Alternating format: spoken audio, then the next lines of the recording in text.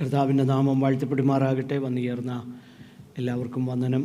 ഈ രാത്രിയിൽ തുടർന്ന് ദൈവവചനം നമുക്ക് ധ്യാനിക്കാം. റോമാലേഖനം 5-ാം അധ്യായം അതിൻ്റെ 9 മുതൽ 11 വരെയുള്ള വാക്യങ്ങൾ തുടർന്ന് നമുക്ക് വായിക്കുകയും ആ വേദഭാഗത്ത് നിന്ന് അല്പം ചില കാര്യങ്ങളൂടെ മനസ്സിലാക്കുവാനായിട്ട് നമുക്ക് പരിശ്രമിക്കുകയും ചെയ്യാം. റോമാലേഖനം epistle of romance chapter 5 versus 9-11. അവൻ്റെ രക്തത്താൽ നീതീകരിക്കപ്പെട്ട ശേഷമോ നാം അവനാൽ എത്ര അധികമായി കോപത്തിൽ നിന്ന് രക്ഷിക്കപ്പെടും. ശത്രുക്കളായിരിക്കുമ്പോൾ തന്നെ നമുക്ക് അവൻ്റെ പുത്രൻ്റെ മരണത്താൽ ദൈവത്തോട് നിരപ്പ് വന്നുവെങ്കിൽ നിരന്ന ശേഷം നാം അവൻ്റെ ജീവനാൽ എത്ര അധികമായി രക്ഷിക്കപ്പെടും.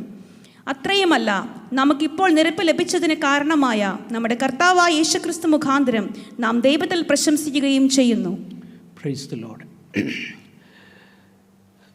നീതീകരണത്തിൻ്റെ ഫലമായിട്ട് ദൈവം നമുക്ക് നൽകി തന്നതാകുന്ന ഏറ്റവും വലിയ അനുഗ്രഹങ്ങളെക്കുറിച്ചാണ് റോമാലേഖനം 5-ാം അധ്യായം 1 മുതൽ 11 വരെയുള്ളതാകുന്ന വാക്യങ്ങളിൽ നമ്മൾ വായിക്കുന്നത്. The fruits of justification. ഈ 8-ാമത്തെ വാക്യം വരെ അപ്പോസ്തലനായ പൗലോസ് യേശുക്രിസ്തു മുഖാന്തരം നമുക്ക് വേണ്ടി ചെയ്തു തന്ന അല്ലെങ്കിൽ നമ്മൾ അനുഭവിക്കുന്നതാകുന്ന വലിയ അനുഗ്രഹങ്ങളെക്കുറിച്ച് താൻ പറയുകയുണ്ടായി. ദൈവം നമ്മളെ നീതീകരിച്ചതുകൊണ്ട് ഒന്നാമതായിട്ട് നമുക്ക് ദൈവത്തോട് സമാധാനമുണ്ട്. We have peace with God as a result of God justifying us. And apostle Paul said we are standing in grace and we have access to this grace. നാം നിൽക്കുന്നതാകുന്ന ഈ കൃപയിലേക്ക് നമുക്ക് പ്രവേശനമുണ്ട്. അതുമാത്രമല്ല, we rejoice in our hope. നാം ദൈവ തേജസ്സിൻ്റെ പ്രത്യാശയിൽ പ്രശംസിക്കുന്നു. And not only we rejoice in our hope, നാം ദൈവ തേജസ്സിൻ്റെ പ്രത്യാശയിൽ പ്രശംസിക്കുക മാത്രമല്ല, we also rejoice in our sufferings. നാം നമ്മുടെ കഷ്ടങ്ങളിലും പ്രശംസിക്കുന്നു. അതിൻ്റെ ശേഷം ആ താഴോട്ടുള്ളതാകുന്ന വേദഭാഗങ്ങളിൽ എന്തുകൊണ്ടാണ് നമ്മൾ കഷ്ടങ്ങളിൽ പ്രശംസിക്കുന്നതിൻ്റെ കാരണം? കഷ്ടത അതിൽ തന്നെ ഒരു നല്ല കാര്യമല്ല. എന്നാൽ ഈ ലോകത്തിൽ കഷ്ടത ദൈവമക്കളുടെ ജീവിതത്തിൽ നിശ്ചയമായിട്ടും ഉണ്ടാകും എന്ന് വചനം നമ്മളെ പഠിപ്പിക്കുന്നത് കൊണ്ട് അങ്ങനെയുള്ള സാഹചര്യങ്ങളിൽ നീതീകരിക്കപ്പെട്ട ഒരു ദൈവ പൈതൽ കഷ്ടങ്ങളിലും പ്രശംസിക്കുന്നു എന്ന് പൗലോസ് പറഞ്ഞു. So far, Paul the Apostle has concentrated on what has God already done for us in Christ Jesus our Lord. Yet, there is more, much more, which is still to come and which is not yet ours.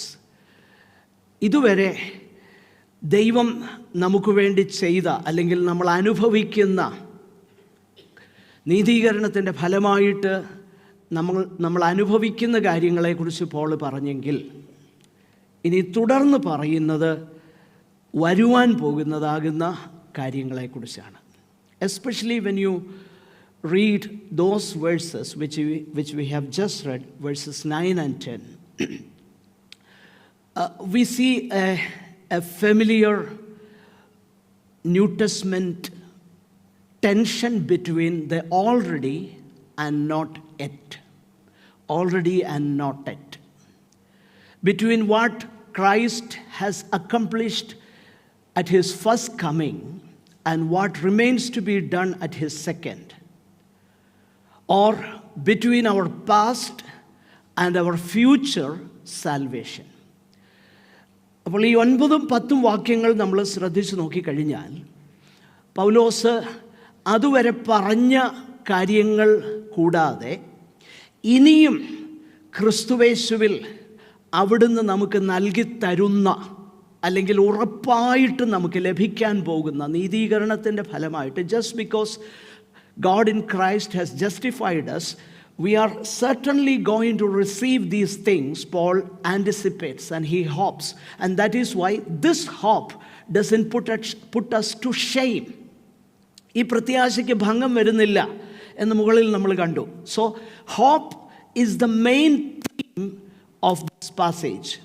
നമ്മൾ 5 മുതൽ താഴോട്ടുള്ള വേദഭാഗങ്ങൾ ശ്രദ്ധിച്ച് നോക്കിക്കഴിഞ്ഞാൽ ആ ഒരു പ്രത്യാശയെക്കുറിച്ചാണ് പൗലോസ് പറയുന്നത്. എന്താണ് ദൈവമക്കളുടെ പ്രത്യാശ? ആ പ്രത്യാശയുടെ ഏറ്റവും പ്രധാനപ്പെട്ട ഒരു ഘടകമാണ് പൗലോസ് ഇവിടെ പറയുന്നത്. ഇത്രയും കർത്താവ് ചെയ്തെങ്കിൽ, if God has done thus far in our lives, ഇത്രത്തോളം ദൈവം നമ്മുടെ ജീവിതത്തിൽ ചെയ്തെങ്കിൽ ഇനിയും ദൈവം നമ്മിൽ ചിലത് ചെയ്യുവാനായി വിശ്വസ്തനാണ്. So there is an already and not yet between our past, because God has done such and such things, and there are certain things God is going to do in future. And Paul says,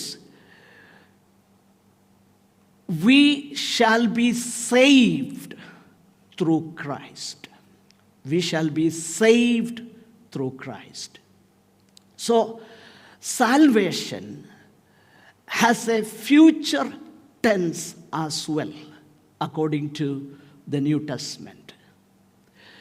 രക്ഷയെന്നുള്ളത് അതിന് ഒരു past tense ഉള്ളതുപോലെ തന്നെ, നമ്മൾ രക്ഷിക്കപ്പെട്ടോ എന്ന് ചോദിച്ചാൽ yes and no എന്നൊരുപോലെ പറയാം. If somebody asks us whether we are saved, it is correct, although it seems to be contradictory at first, that we are saved, yes and no. So what is the yes? Yes, Christ has saved us from the guilt of our sins and from the judgment of God upon our sins. But no, we have not yet been delivered from the indwelling sin or been given new bodies in a new world. Okay, അപ്പോൾ നമ്മൾ രക്ഷിക്കപ്പെട്ടവരാണോ എന്ന് ചോദിച്ചാൽ നാം രക്ഷിക്കപ്പെട്ടവരാണ്. എങ്ങനെ രക്ഷിക്കപ്പെട്ടു? ദൈവം ക്രിസ്തുയേശുവിൽ നമ്മുടെ പാപത്തിൻ്റെ ശിക്ഷ നമുക്ക് മാറ്റിത്തന്നു. So we are saved from the penalty of sin. നാം നമ്മുടെ പാപത്തിൻ്റെ ശിക്ഷയിൽ നിന്നും രക്ഷിക്കപ്പെട്ടവരാണ്.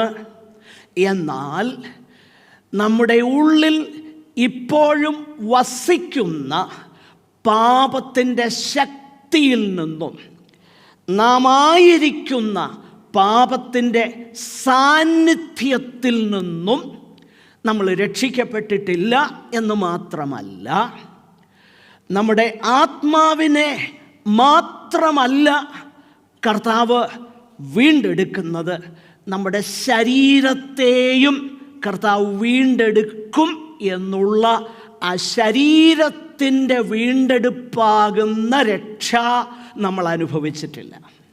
അപ്പോൾ ഈ വേദഭാഗം നമ്മൾ ശ്രദ്ധിക്കുമ്പോൾ നീതീകരണത്തിൻ്റെ ഒരു ഷുവർ റിസൾട്ടായിട്ട്, so in this passage, verses 1 to 11, chapter 5 of Romans, the fruits of justification, Paul says, it is also has to do with our past salvation. It has to do with our future. നമ്മുടെ കഴിഞ്ഞുപോയ കാര്യങ്ങളെക്കുറിച്ച് മാത്രമല്ല, ഇനി വരുവാനുള്ളതിനെക്കുറിച്ചും ഈ നീതീകരണം നമുക്ക് ഉറപ്പ് നൽകുന്നു. അതാണ് ഒരു ദൈവ പൈതലിനുള്ളതാകുന്ന ഏറ്റവും വലിയ ഉറപ്പ്. ഈ വേദഭാഗം നമ്മൾ അല്പം മുൻപോട്ട് ചിന്തിപ്പാനായിട്ട് താല്പര്യപ്പെടുകയാണ്. സോ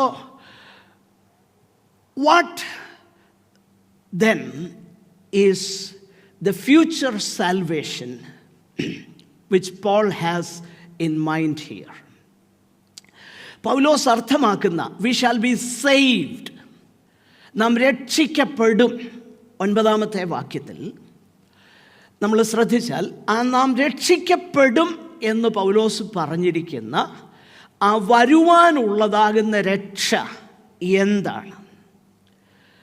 ഒന്നാമതായിട്ട് പോൾ പറയുന്നു 9-ാം വാക്യത്തിൽ, first negatively he says we shall be saved from God's wrath through Christ. 9-ാമത്തെ വാക്യം, അവനാൽ, അതായത് അവൻ്റെ രക്തത്താൽ നീതീകരിക്കപ്പെട്ട ശേഷമോ നാം അവനാൽ എത്രയധികമായി കോപത്തിൽ നിന്ന് രക്ഷിക്കപ്പെടും.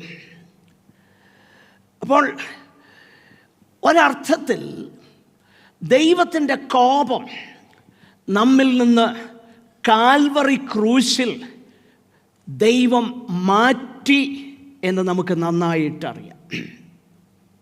Because it was through cross of Christ that God has turned away from his wrath against a sinner. ഒരു പാപിക്ക് മേലുള്ളതാകുന്ന, പാപിക്ക് നേരെയുള്ളതാകുന്ന ആ കോപത്തിൽ നിന്നും ദൈവം നമ്മെ വിടുവിച്ചു. കാരണം യേശു കർത്താവിൽ നാം അനുഭവിക്കേണ്ട കോപം ദൈവം ചൊരിഞ്ഞു. മാത്രമല്ല, we are no longer enemies of Christ. We are in peace with God. നാം ഇപ്പോൾ ദൈവത്തോട് ശത്രുക്കളല്ല, ദൈവവുമായിട്ട് നമുക്ക് സമാധാനമുണ്ട്. എന്നാൽ at the end of history, which is yet to come, there is a day of reckoning, Paul says.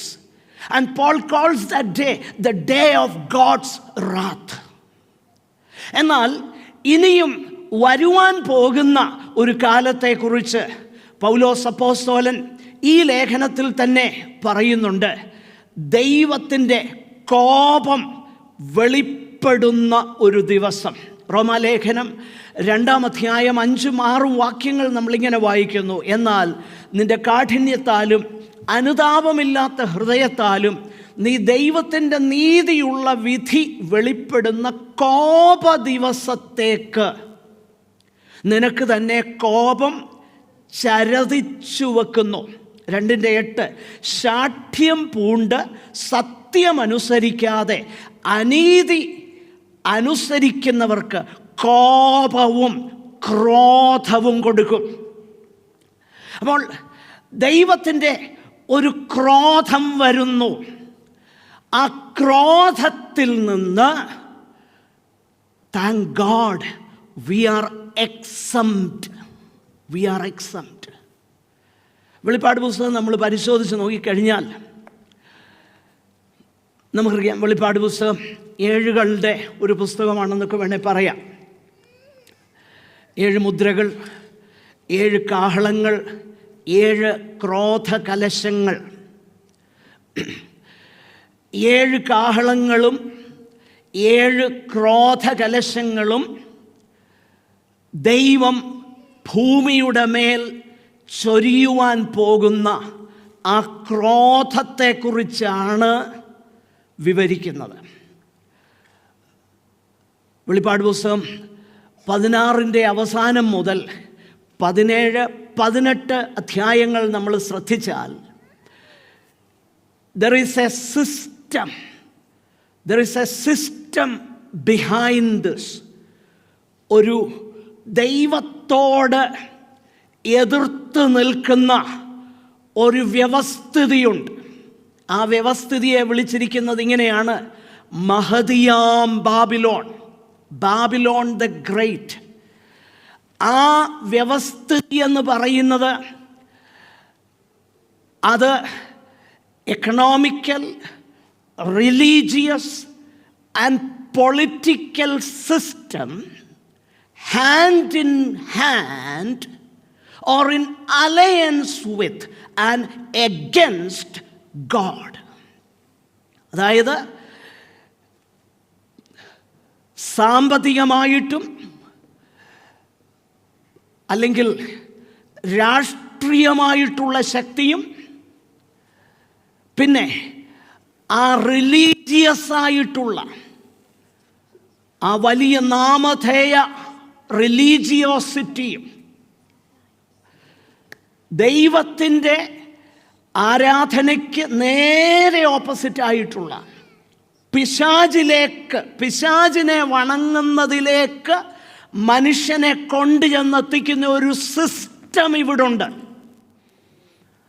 ആ സിസ്റ്റത്തിന്മേൽ ദൈവത്തിൻ്റെ കോപം ചൊരിയാൻ പോകുകയാണ്. നമ്മൾ ശ്രദ്ധിച്ച് നോക്കിക്കഴിഞ്ഞാൽ ഈ ഒരു റിബല്യസ് സ്പിരിറ്റ് ഇതാരംഭിക്കുന്നത് എവിടാണെന്നറിയാമോ? ഇതാരംഭിക്കുന്നത് ഉൽപ്പത്തി പുസ്തകത്തിലാണ്. പ്രത്യേകിച്ച് ഉൽപ്പത്തി പുസ്തകം 11-ാം അധ്യായം നമ്മൾ വായിച്ച് നോക്കിക്കഴിഞ്ഞാൽ അതിൻ്റെ 1-ാമത്തെ വാക്യം മുതൽ താഴോട്ട് വായിച്ചാൽ വിശേഷിച്ച് 9-ാമത്തെ വാക്യം വരുമ്പോൾ അവിടെ നമ്മളൊരു പേര് കാണുന്നു, ബാബേൽ. ആ ബാബേലിൻ്റെ spirit, a spirit that is against God, that is in rebellion with God, a system behind what is seen here.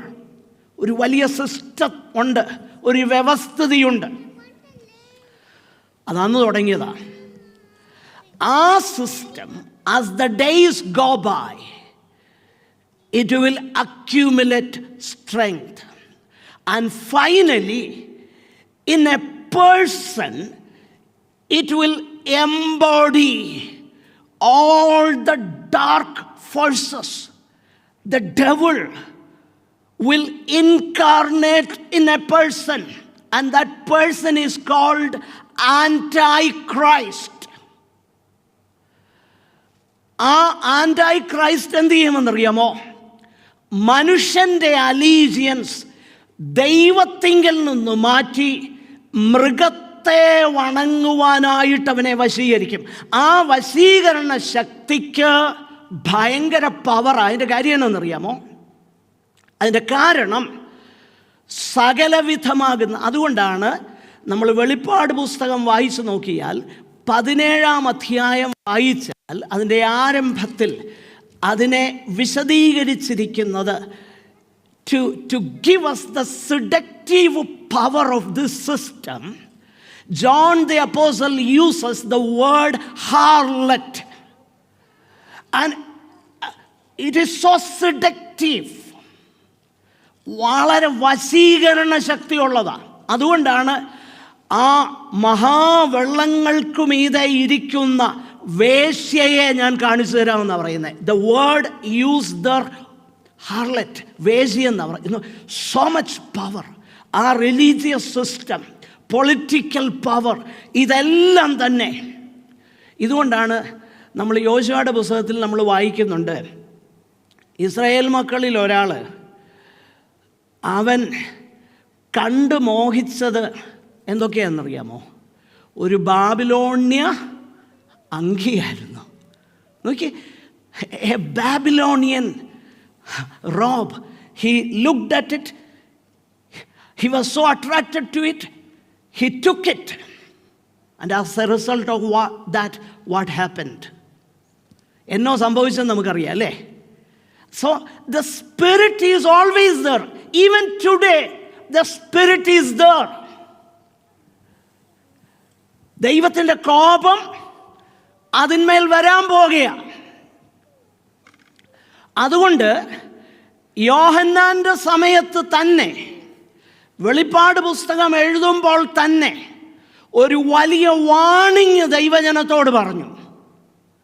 ആ വാണിംഗ് എന്താണെന്നറിയാമോ?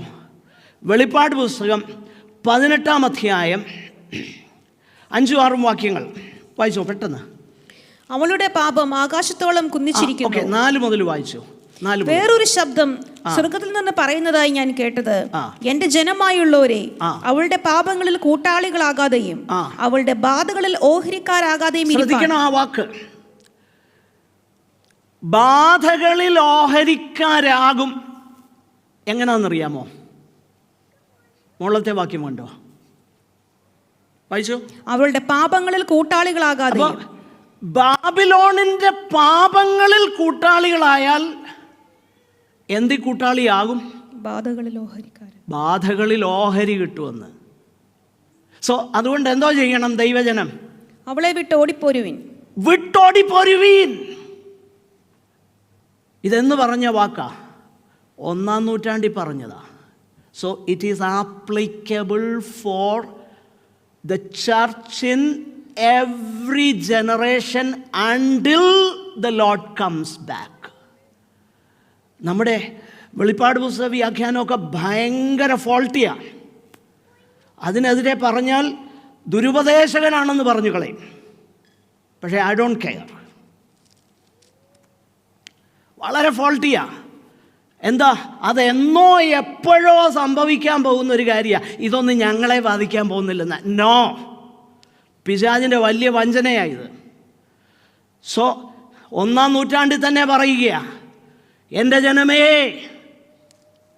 അവളുടെ പാപങ്ങളിൽ കൂട്ടാളികളാകാതെയും അവളുടെ ബാധകളിൽ ഓഹരിക്കാരാകാതെയും ഇരിപ്പാൻ അവളെ വിട്ടുപോരുവീൻ. She is so seductive. Beware. ഭയങ്കര സിഡക്റ്റീവാണ്. അതുകൊണ്ട് ആ വാക്ക് ഉപയോഗിച്ചേക്കുന്നത് നമ്മൾ കണ്ടോ.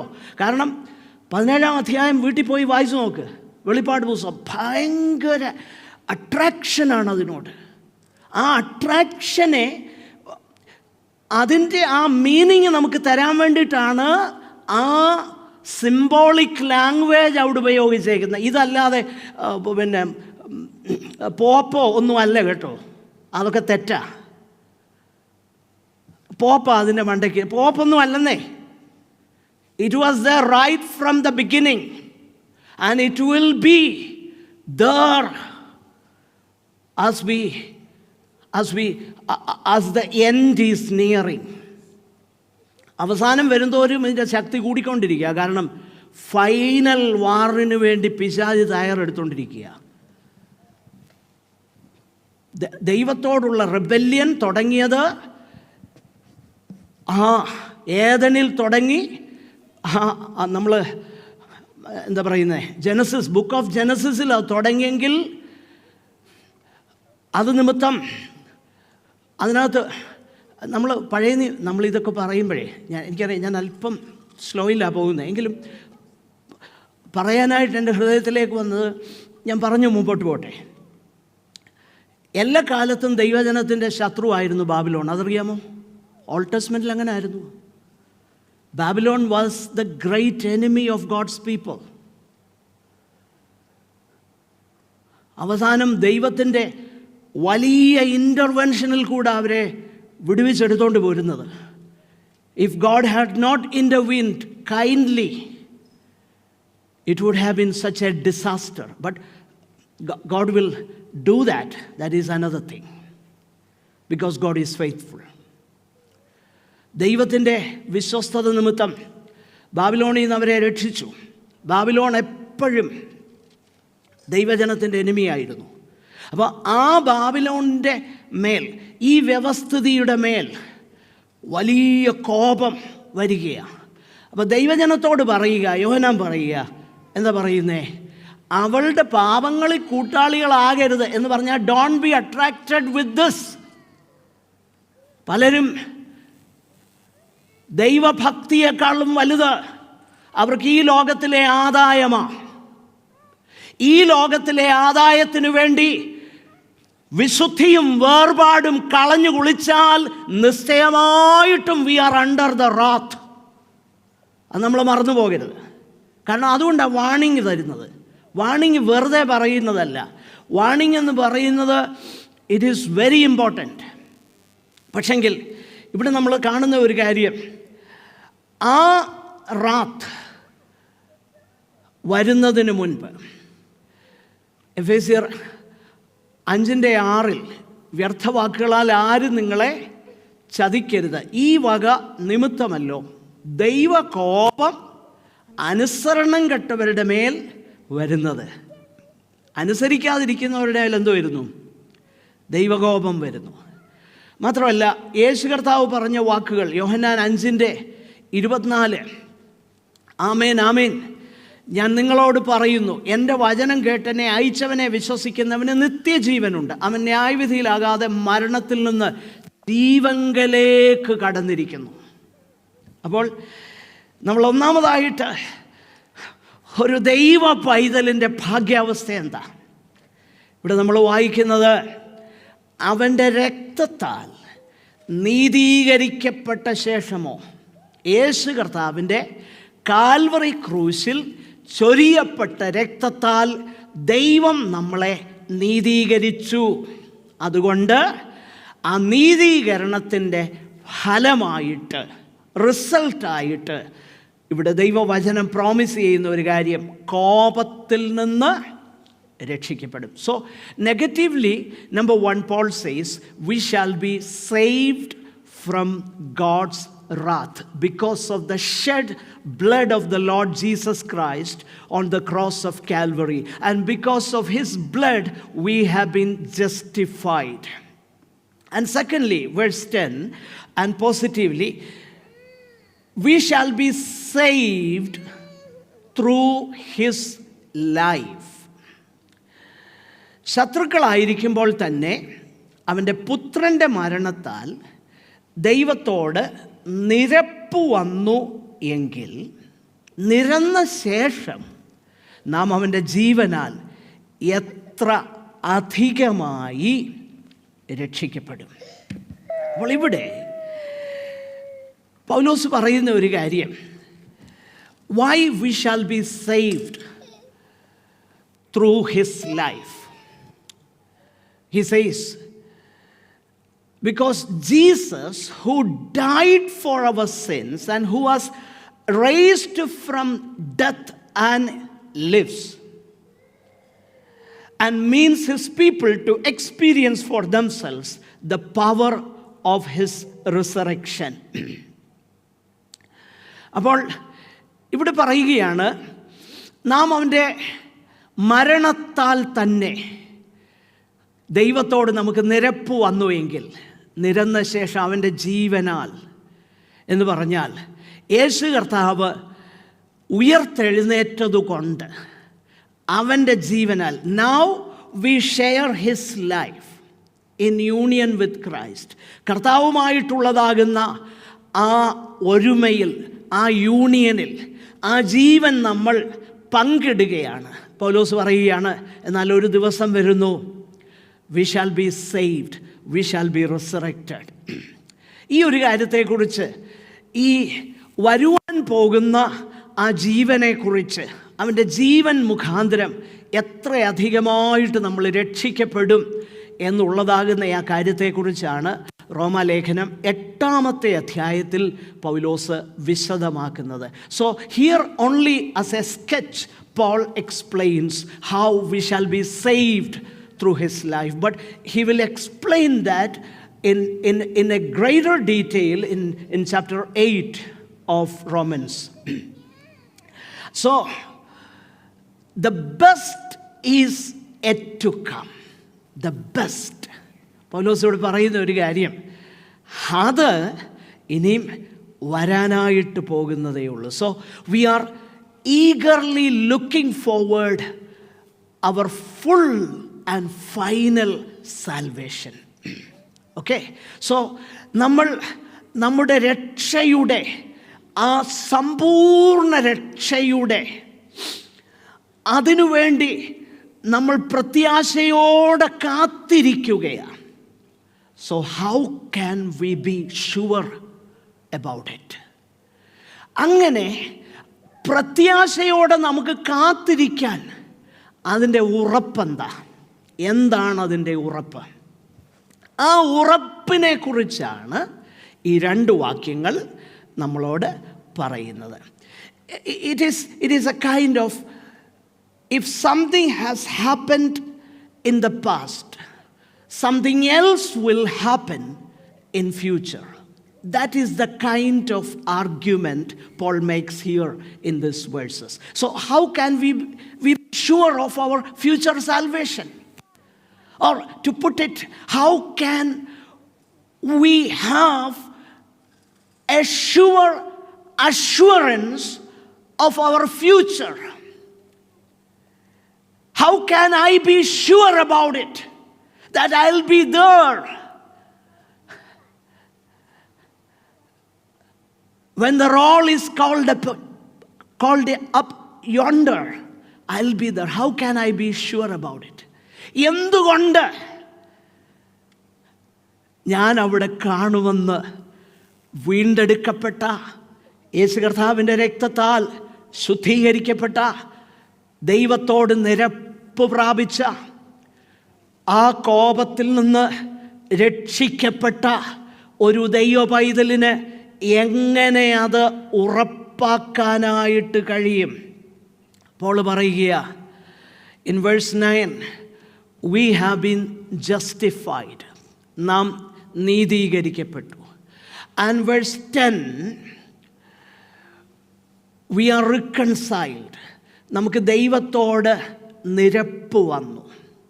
And both this justification and reconciliation, both of these blessings are attributed to the cross of Christ.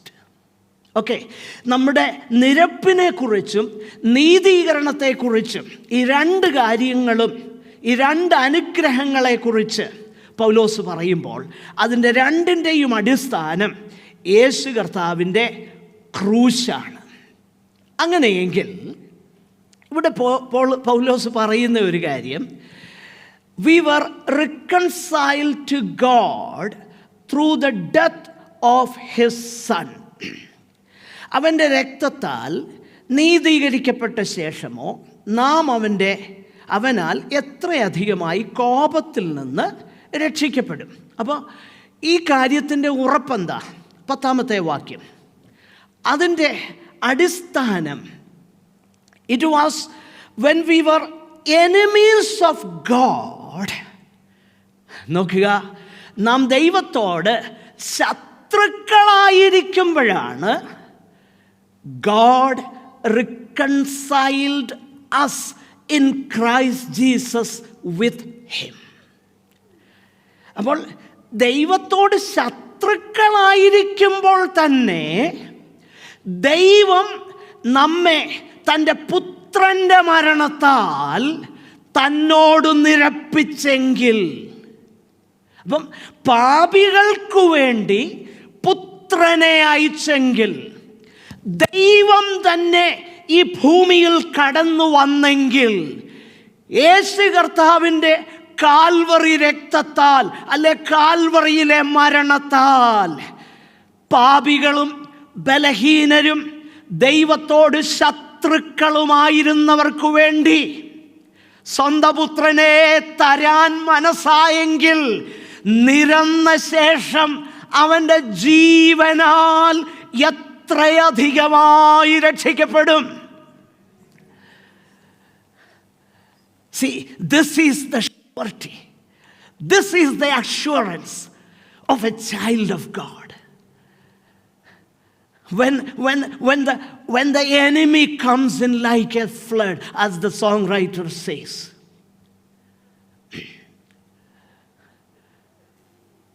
when the enemy comes like a flood, and he at times take us on a guilt trip.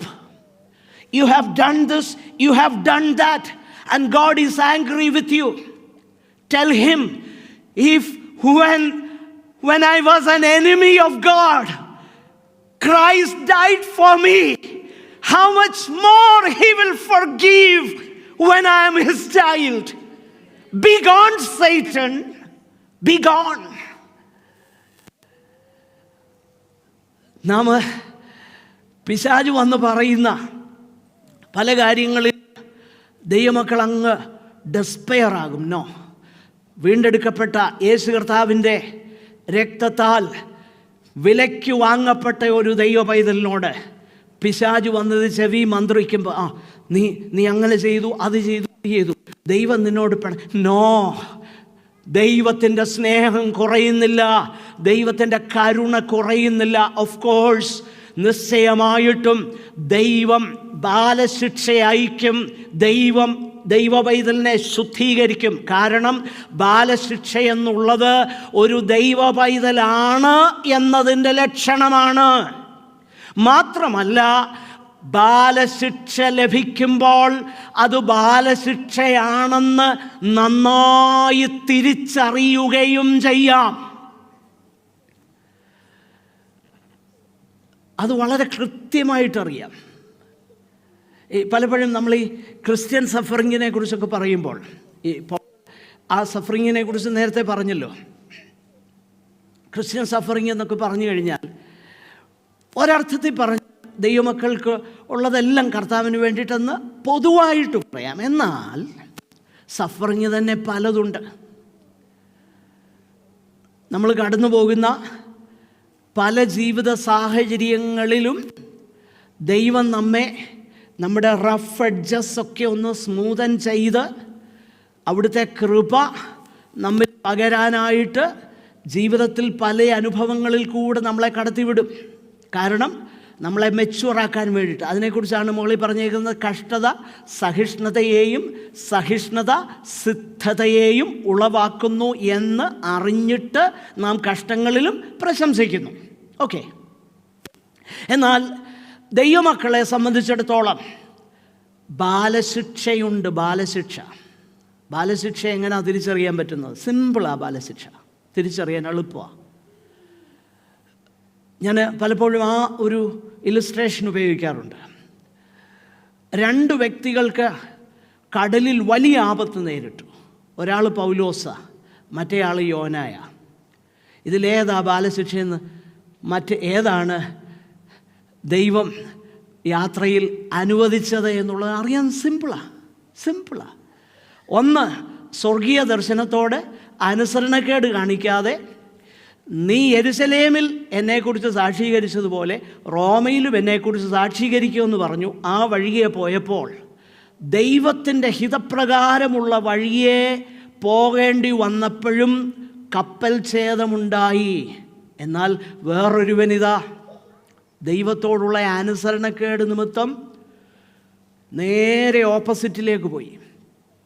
ആ മനുഷ്യൻ ദൈവത്തിൻ്റെ ശിക്ഷ അനുഭവിച്ചു. സിമ്പിളാണ്. അദ്ദേഹത്തിന് അന്നേരം instantly മനസ്സിലായെന്നുള്ളതാണ് ഇത് ദൈവത്തിൻ്റെ ശിക്ഷയാണെന്നുള്ളത്. കാരണം അദ്ദേഹം തന്നെ പറയുന്നുണ്ട്, എന്നെ എടുത്ത് വെള്ളത്തിലങ്ങ് ഇട്ടേക്കാൻ പറയുന്നത്. He knew it. പ്രിയപ്പെട്ടവരെ, ബാലശിക്ഷ എന്നുള്ളത് വളരെ വ്യക്തമായിട്ടറിയാൻ പറ്റും. ബാലശിക്ഷ കേട്ടോ, ദൈവം ബാലശിക്ഷ എന്നൊക്കെ പറയുമ്പോൾ നമ്മളാരും ചിന്തിക്കരുത്, ദൈവത്തിനറിയാം എവിടെയാണ്. If you are a child of God, that is ദൈവവൈതലാണോ ആണെങ്കിൽ, അല്ല എന്തോ ചെയ്തിട്ടും ഒരു കുഴപ്പവും ഇല്ലെങ്കിൽ അത് നമ്മൾ ഒന്ന് പരിശോധിക്കേണ്ടതാണ്. കാരണം ശത്രു വന്ന് വിതച്ച കളയുടെ കൂട്ടത്തിലുള്ളവരാണോ എന്നൊരു സംശയമുണ്ട്. അപ്പോൾ അങ്ങനെയുള്ളവർക്ക് ഒരു ദിവസം കിട്ടും. ഏതാ?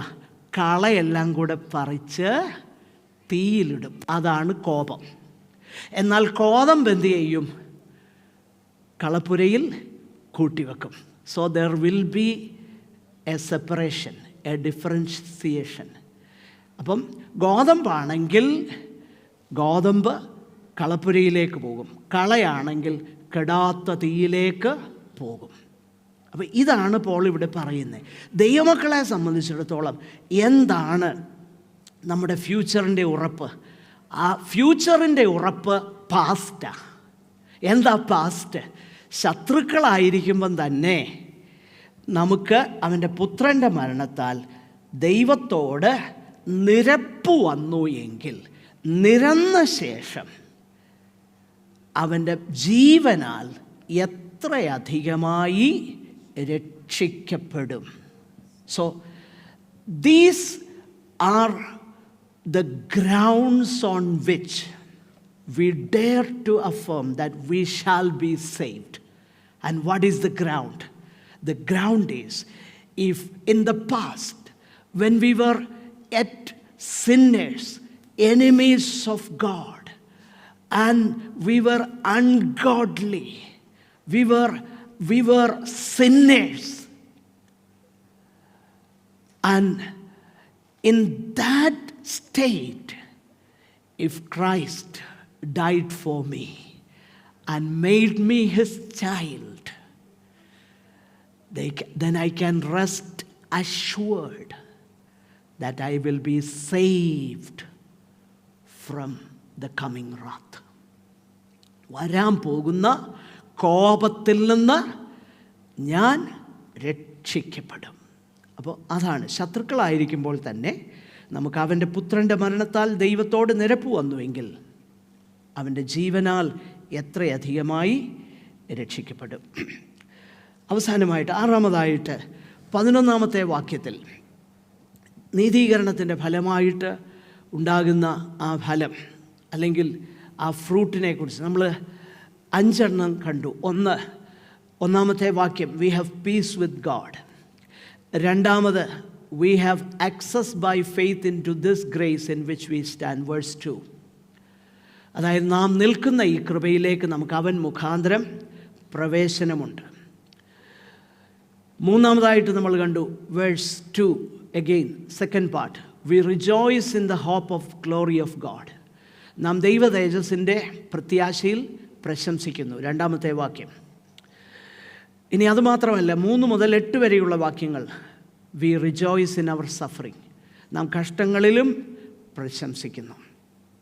5-ാമതായിട്ട് 9 to 10, we shall be saved through Christ, നാം ക്രിസ്തു മുഖാന്തരം രക്ഷിക്കപ്പെടും. അപ്പോൾ ഈ 5 കാര്യങ്ങൾ നീതീകരണത്തിൻ്റെ ഫലമായിട്ട് പൗലോസ് പറഞ്ഞു. ഇനിയും 6-ാമതായിട്ടൊരു കാര്യം കൂടെ താൻ പറയുകയാണ്, we also rejoice in God. നാം അത്രയുമല്ല, നമുക്കിപ്പോൾ നിരപ്പ് ലഭിച്ചതിന് കാരണമായ നമ്മുടെ കർത്താവായ യേശുക്രിസ്തു മുഖാന്തരം നാം ദൈവത്തിൽ പ്രശംസിക്കുകയും ചെയ്യുന്നു. നമ്മൾ 2-ാമത്തെ അധ്യായം അതിൻ്റെ 17-ാമത്തെ വാക്യത്തിൽ അവിടെ നമ്മൾ ഒരു കാര്യം വായിക്കുന്നുണ്ട്. യഹൂദന്മാരെ സംബന്ധിച്ചിടത്തോളം, യഹൂദന്മാർ അവരെക്കുറിച്ച് പറയുന്ന പല കാര്യങ്ങളിൽ ഒന്ന് 2:17, നീയോ യഹൂദൻ എന്ന പേർ കൊണ്ടും ന്യായപ്രമാണത്തിൽ ആശ്രയിച്ചും ദൈവത്തിൽ പ്രശംസിച്ചും ന്യായപ്രമാണത്തിൽ നിന്ന് പഠിക്കുകയാൽ. നോക്കുക, അപ്പോൾ ആ യഹൂദൻ്റെ സവിശേഷതകളിൽ ഒന്ന്, അവൻ ദൈവത്തിൽ പ്രശംസിക്കുന്നു എന്നുള്ളതാണ്. പ്രശംസിക്കുക എന്ന് പറഞ്ഞാൽ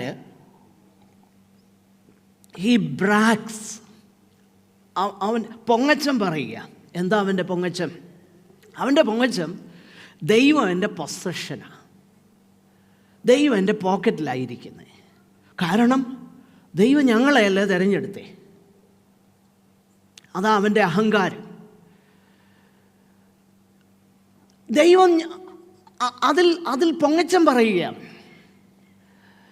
അതുകൊണ്ടാണ് ഇവിടെ അതേ വാക്കാണ് ഉപയോഗിച്ചേക്കുന്നത്. അവിടെ 2:17 യു ബോസ്റ്റ് ഇൻ ഗോഡ്.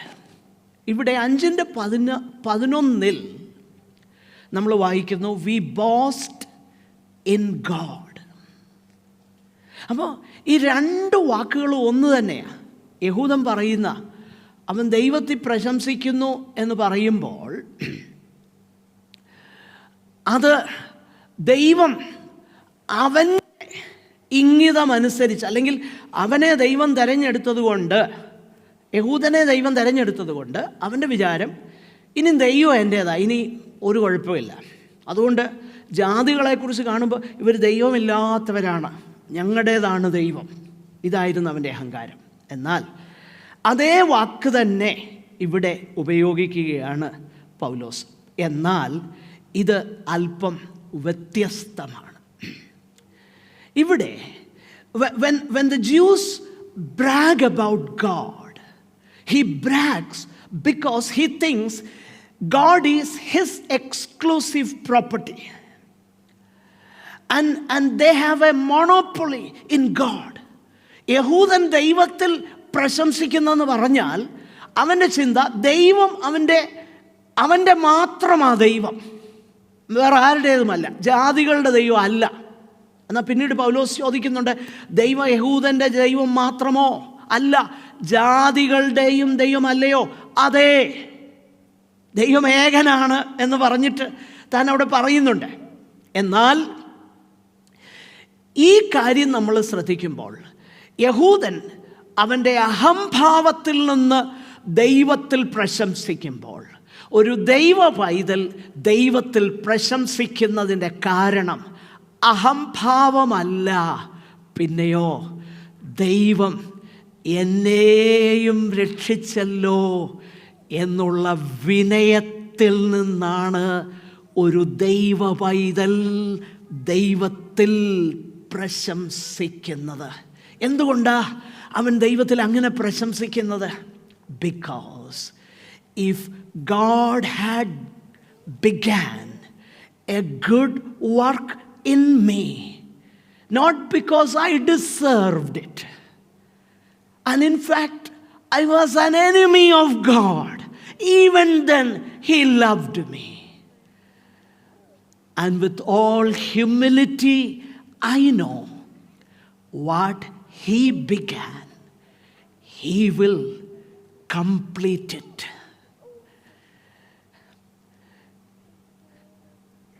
എന്നിൽ നമ്മിൽ നല്ല പ്രവൃത്തി ആരംഭിച്ചവൻ ക്രിസ്തുയേശുവിൻ്റെ നാളോളം അതിനെ തികയ്ക്കും എന്ന് ഞാൻ വിശ്വസിക്കുക. എന്തുകൊണ്ടാണ്?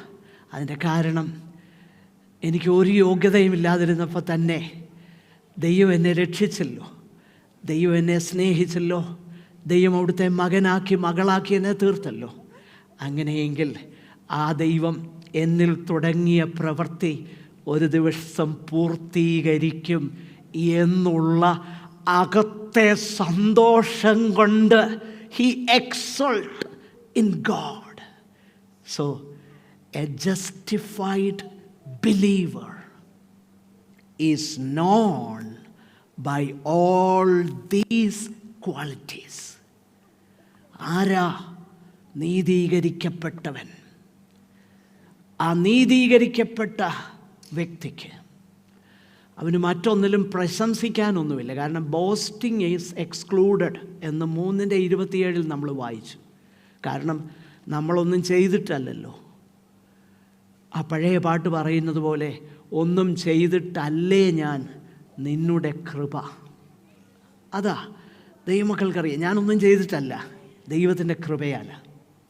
അപ്പോൾ അങ്ങനെയെങ്കിൽ അങ്ങനെ കൃപ അനുഭവിക്കുന്ന ഒരു ദൈവം ഒന്നിനും പുകഴാനും പ്രശംസിക്കാനുമില്ല, അവനൊന്നിൽ മാത്രം സന്തോഷിക്കാനുണ്ട്. അപ്പോൾ എന്താണ് ഈ വേദഭാഗം നമ്മൾ ശ്രദ്ധിച്ച് നോക്കിക്കഴിഞ്ഞാൽ, there is a major mark of a justified believer. The major mark of a justified believer is joy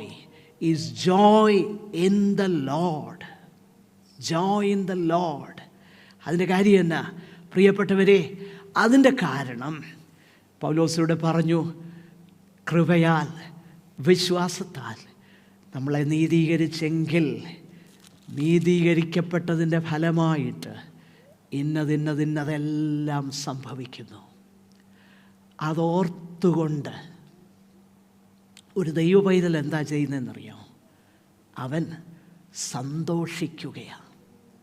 ആ സന്തോഷം നമ്മൾ അനുഭവിക്കുന്നുണ്ടോ പ്രിയപ്പെട്ടവരെ? ആ സന്തോഷം ജീവിതത്തിലെ യാതൊന്നിന്മേലും ഡിപ്പെൻഡൻ്റ് അല്ല.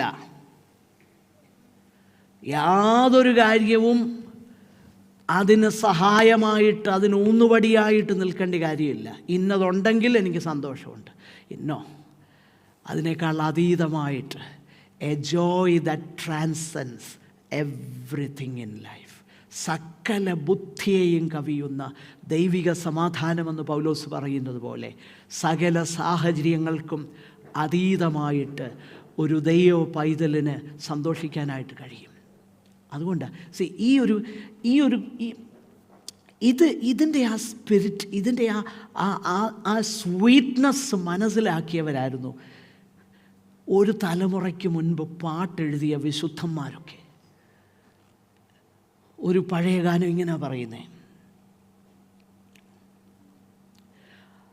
ഇവയിൻ ധ്യാനം മാത്രമേ കരളിനരുളുന്നാനന്ദം, ഇവയെപ്പറ്റി ഞാൻ പാടും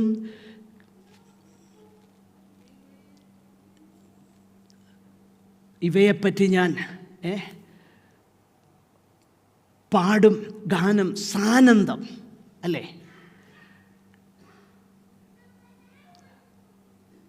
അതിനെ ഓർക്കുന്ന, അതിനെ ധ്യാനിക്കുന്ന. ഏതിനെ ധ്യാനിക്കുന്ന? കാണും ജ്ഞാനൻ മോക്ഷാപുരേ, താതൻ ചാരേ ശാലേം പുരേ. അതിനെ പല കാര്യങ്ങൾ പറഞ്ഞിട്ടുണ്ട്. എന്തൊക്കെയാ?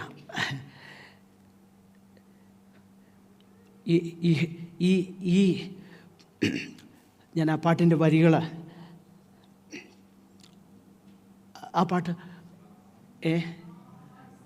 ഞാനൻ മോക്ഷാപുരേ, താതൻ ചരേ ശാലേം പുരേ, കാണും ഞാനൻ മോക്ഷാപുരേ, താതൻ ചരേ ശാലേം പുരേ. കാൺമതിന്നതികാലമായി കൺകൊതിച്ചൊരു നാഥനെ, കാൺമതിന്നതികാലമായി കൺകൊതിച്ചൊരു നാഥനെ, അതിശയവിധമഗതിയെ ഭൂവി വീണ്ടെടുത്തൊരു നാഥനെ, അതിശയവിധമഗതിയെ ഭൂവി വീണ്ടെടുത്തൊരു നാഥനെ, ആയിരം പതിനായിരങ്ങളിൽ അഴകു തിങ്ങുമെൻ പ്രിയനെ, ആയിരം പതിനായിരങ്ങളിൽ അഴകു തിങ്ങുമെൻ പ്രിയനെ, കാണും ഞാനൻ മോക്ഷാപുരേ, താതൻ ചാരേ ശാലേം പുരേ. നോക്കുക, അതാണ് ജീവിതത്തിലെ പ്രത്യാശ. അപ്പോൾ വീണ്ടും ജനിച്ച, കൃപയാൽ നീതീകരിക്കപ്പെട്ട, ആ നീതീകരിക്കപ്പെട്ടിട്ടുണ്ടോ? ഉണ്ടെങ്കിൽ all these evidences are there to be sure. അങ്ങനെ അത് തിരിച്ചറിയാൻ പറ്റുന്നത്. അല്ലാതെ എന്നെങ്കിലും എവിടെയെങ്കിലും ഒരു സാക്ഷ്യം പറഞ്ഞതുകൊണ്ടോ അങ്ങനൊന്നുമല്ല. നീതീകരിക്കപ്പെട്ടിട്ടുണ്ടെങ്കിൽ പ്രിയപ്പെട്ടവരെ, ദൈവവചനം നിശ്ചയമായിട്ട് നമ്മൾ ഉൾക്കൊള്ളണം. നമ്മൾ നമ്മളെ തന്നെ ഉറപ്പാക്കണം. കാരണം ആ വരുവാൻ പോകുന്ന കോപത്തിൽ നിന്ന് നമ്മൾ രക്ഷിക്കപ്പെടുന്നവരുടെ കൂട്ടത്തിലാണോ എന്നുള്ളത് ഇപ്പോഴാണ് ഉറപ്പാക്കേണ്ടത്. നമുക്ക് ഈ വചനങ്ങളാൽ ദൈവം നമ്മളെ അനുഗ്രഹിക്കട്ടെ. കർത്താവിൻ്റെ വരവ് താമസിച്ചാൽ അടുത്ത വേദഭാഗം നമുക്ക് നെക്സ്റ്റ് വീക്ക് കൂടുതൽ ആഴമായിട്ട് ചിന്തിക്കാൻ ദൈവം ഇടയാക്കട്ടെ. സഹോദരന്മാരിൽ ഒരാൾക്ക് ദയവായിട്ട് പ്രാർത്ഥിച്ച് അവസാനിപ്പിക്കാം.